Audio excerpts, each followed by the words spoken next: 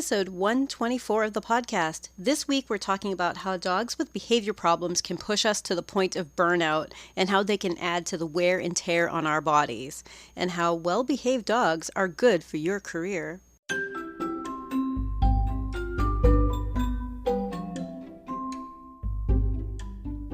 You're listening to the Creating Great Grooming Dogs podcast. I'm Chrissy Newmeyer-Smith. I'm a certified professional groomer, a certified behavior consultant for canines, a certified professional dog trainer, and the owner of Happy Critters in Nashua, New Hampshire. And this, my friends and colleagues, is the podcast where grooming and training meet. Let's start off by talking about burnout. Have any of you guys been at the point of burnout yet? I've reached it a couple of times, been grooming for a long time, and I'm not going to lie, I've definitely been there. But I want you to think about the stress levels of our job and how much harder it is when it's dogs with behavior problems. Now, in my case, it was not only the dogs with behavior problems, but it was the stresses of dealing with the owners and with employers who weren't going to let me work on the behavior problem in the way that I really wanted to, the way that I am drawn to, and the way that I like to teach you guys. So when I looked at the behavior problems that we were having, the extra frustration of knowing that there's a way to work on it and not being allowed to just about drove me crazy. And it's actually why I ended up being my own boss. I was like, you know what? I think I'm just going to go follow the dream and do house call and see what happens. Let's talk about some of these aspects. When we have a dog with a behavior problem, that's when animals get hurt, people get hurt, and equipment gets broken. Straight up, it's not good for your business, right? Dogs get hurt. That's pretty obvious. People get hurt. And we get hurt in a lot of different ways. But I want you to be thinking, too, that that's when equipment gets broken. Right? It's not the dogs who are hanging out and being like super still on your table that kick your shears off the table, or, well, ideally we're not having our shears on the table, but that kick into your clipper and like the blade ends up hitting the floor, it's behavior problems that cause so many of those kind of issues. It's behavior problems that add to our daily stress, more so than just dealing with an owner. Because let's think about it for a moment. Our customer expectations are based around what they want their dog to look like. And I think that's really important. Good, that's important. So we need to address that in such a way that we can talk to our owners and explain to them, because I don't know your pet yet, in the example of a pet we don't know, because I don't know your pet yet, this is the way I will proceed if your dog is having some issues, if your dog is getting scared, if your dog is getting overly wiggly, if your dog is frightened of anything. Then I'm going to slow down, and we're going to proceed in a way that helps your dog be comfortable with it. You might not have a perfectly groomed dog today, and we need to address it, because that's going to lower the stress level. So in many different episodes, I've talked about my safety policy. I'm pretty sure it's on episode 1, though, so if you want to go back and review it. It hasn't really changed all that much. And it's not a legally binding contract. What it is, it's a policy for us to have discussion points about, for owners to know this is the way I proceed. This is how I choose to keep the animals in my care safe. So when we talk to our owners about it, then we can change our owners' expectations. And that relieves a lot of stress on us. So that behavior problem, if it crops up, we've already discussed with them how we're going to handle it. Instead of being trapped in this idea that this dog is getting picked up in like half an hour and I didn't know that he won't let me dry his head, and now what are we going to do and how are we going to charge? We've already talked about it. What if his trim's ugly? We've already talked about it, So the stress level that comes with it, never mind the safety issue of this dog having a hard time. Now, I've talked about it many times before, but I know I pick up new listeners all the time, and I don't know if you guys start at the beginning or start with the latest episode, but I always want us to be in the mindset of this dog is having a hard time. This dog isn't giving us a hard time. This dog is having a hard time, and it is always worthwhile to try to help a dog be comfortable with it, because honestly, that's when dogs get hurt, people get hurt, and equipment gets broken, right? Very rarely is it the dog who is standing like a little angel on the grooming table that, ends up with slipping, or ends up, ripping a nail, or ends up biting somebody, or ends up ripping a grooming arm off of a table, right? Like all of those things, That's behavior problems. And we can avoid those because, as you now know, because you're on my podcast listening here, is that you now know we can teach dogs to be better. And we should be. And we should be. So we should be seeing this as part of our job instead of working at this burnout pace.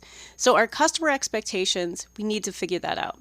And that's also going to be part of our tight schedules, which is another stress that we have in the grooming industry. And honestly, I think most other dog professionals don't really understand the time stress. But the way I try to describe it for people is, and I'm not a cook, so to me cooking is a big mystery, but it's like watching my mom try to figure out how to get everything for Thanksgiving on the table at about the same time, using one oven, a couple of crock pots, and a stovetop, right? Like you have to balance every little bit to get that meal all done at the same time. And in many ways, that's how I feel things go in the grooming setting. So this is some of the way that we can talk to our owners about it. Like if your dog takes longer than the time that we thought we were going to be needing, right? And if your dog takes a whole lot of extra time in the tub, all the other dogs are thrown off by that, right? So we need to know if your dog has an issue so that we can book accordingly. And not that we're trying to, shame you about your dog having an issue or your dog not being, perfectly good for grooming yet, just so that we can adapt and plan ahead. And also so that we can tell owners, we didn't know there was a problem. We would like to work on it with you, but I'm not going to try to cram 3 hours worth of work into a 2-hour time period. Right? So I need you to be thinking about our time constrictions, right? So if you are already talking to an owner about, we understand that your dog hasn't been here before, or maybe your dog has been here before, right? But if your dog is having trouble, this is the way we proceed. And this is how much time we have booked for you. So it's not like we're going to, be able to spend the entire day with someone next to your dog all day if your dog can't handle being in a crate, right? We don't have an extra staff person who's just going to sit down in a chair with your dog and just wait, right? So we need to be thinking about our schedules, but also explaining to owners that, well, you're going to need to come and pick him up right away because your dog can't handle being in a crate. Or you're going to need to be thinking about giving us extra time for crate drying because your dog isn't used to the blow dryer near a head yet. Be thinking about the time that it takes, the extra time that it takes to work around behavior problems.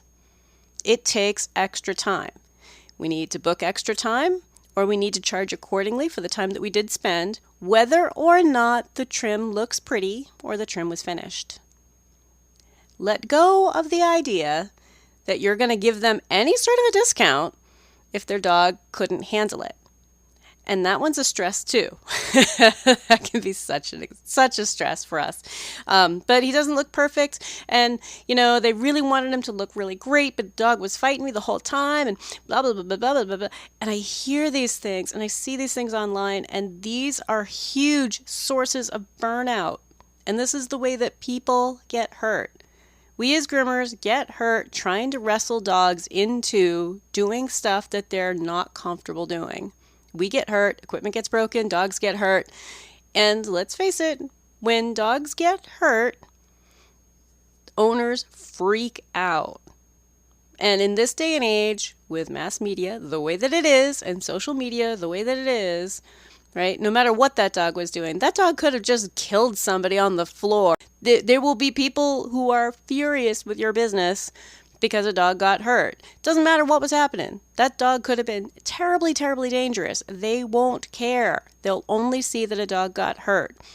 So, circling back to safety, safety, safety, safety, and helping these dogs be good for grooming, helping them feel comfortable.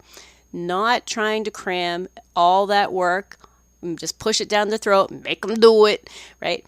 Now, honestly, some jobs are going to try to get you to do that.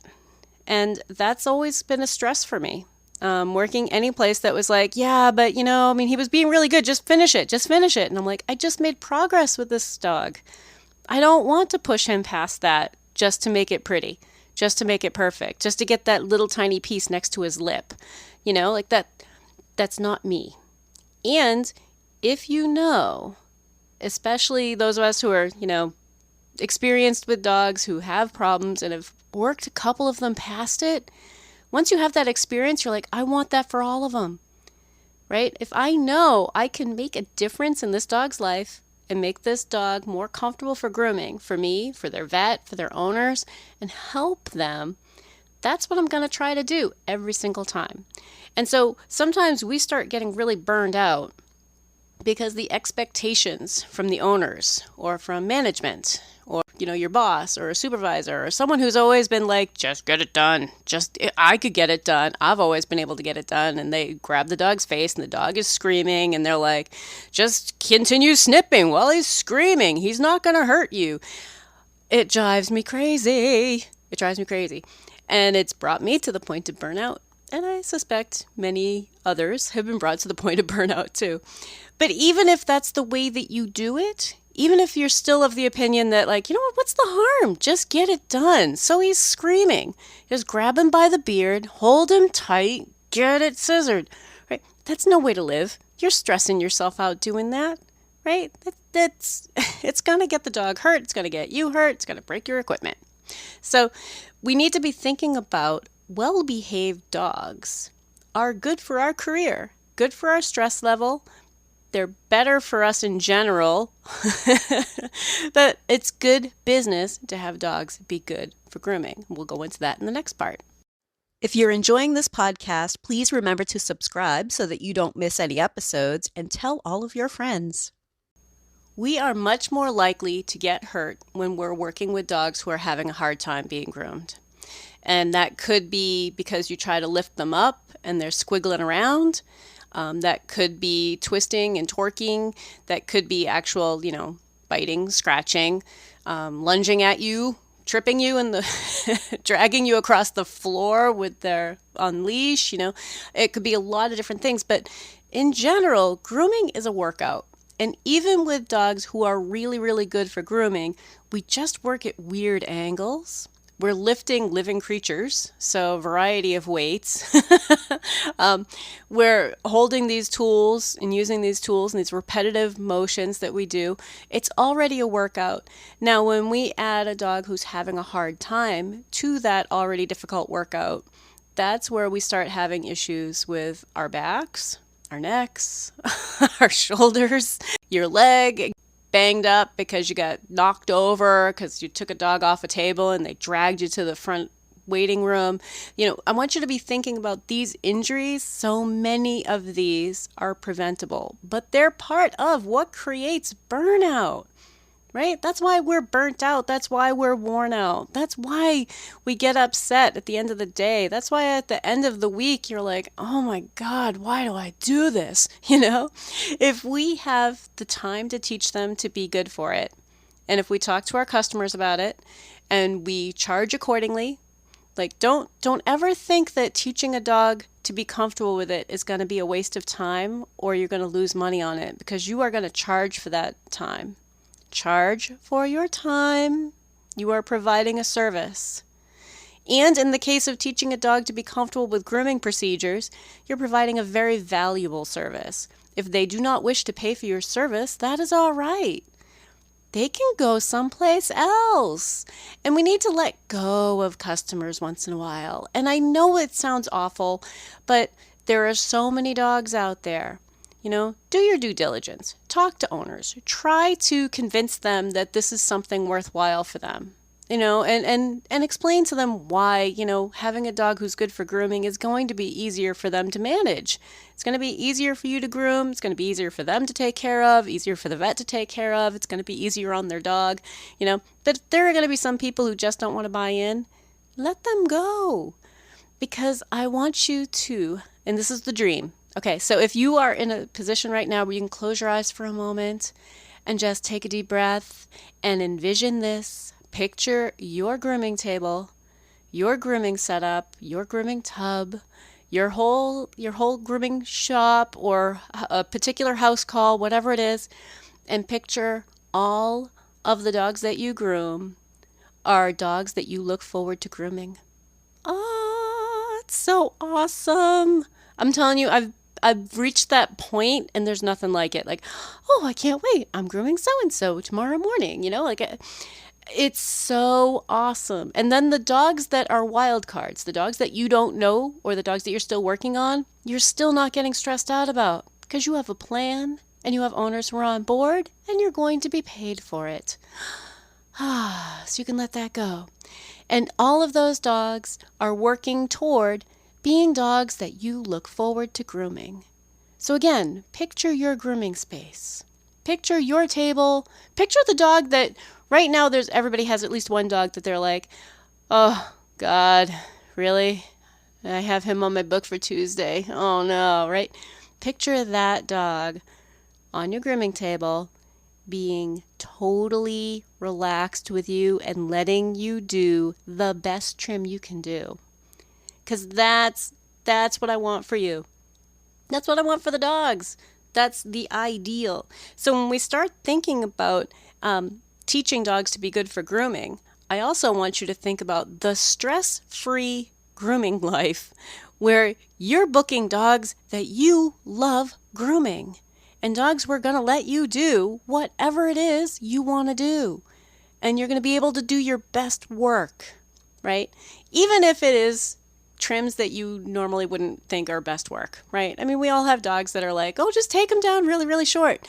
But that short all over could still be very precise and look beautiful and velvety and lush, right? Even if it's a short all over, right? And sending them home, and the owners are like, oh, he looks so cute, and the owners are happy and the dogs are happy and all of your stress disappears when we eliminate the behavior problems. So instead of trying to turn away behavior problems, if we're prepared and we say, you know what, we want to help this dog be comfortable with it.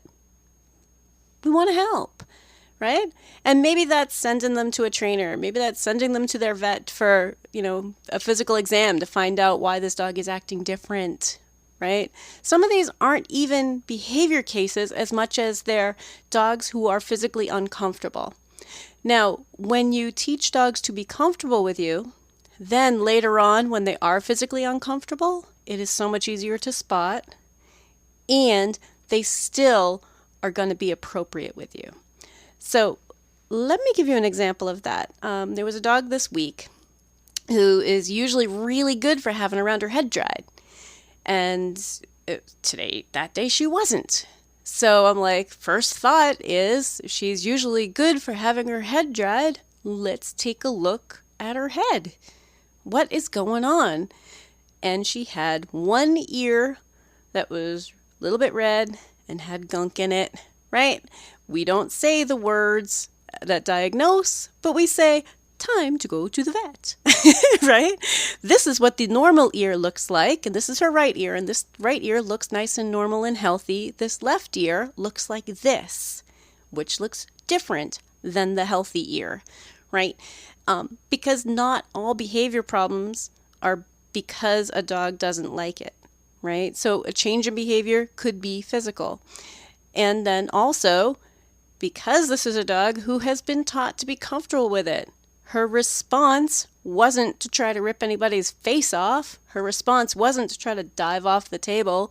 Her response to having a dryer near her ear was to be a little wiggly, right? How appropriate. It's not over the top. It's nothing that you can't handle, right? And with owners who understand that this is the way we proceed if the dog is having a hard time, they're like, oh, okay, I'm going to bring her to the vet. Let's take a look and see what that was, right? Because our owners are on it.